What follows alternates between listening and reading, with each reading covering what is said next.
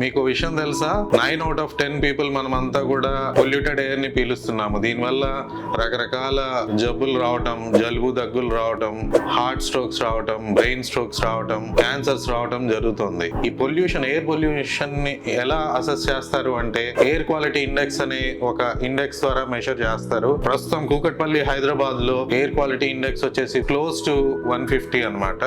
So which is కొద్దిగా అంత మంచి రేంజ్ కాదు. యాక్చువల్ గా 50 to 100 వచ్చేసి acceptable range. Anything close to 150 వచ్చేసి మన హెల్త్ ని అఫెక్ట్ చేస్తుంది. సో దీనివల్ల ఇది మెయిన్ గా రావడానికి కారణము ఏంటంటే మనము బర్న్ చేసే టాక్సిక్ వేస్ట్, తర్వాత vehicle pollution, construction material waste నుంచి వస్తాయి ఇవన్నీ కూడా.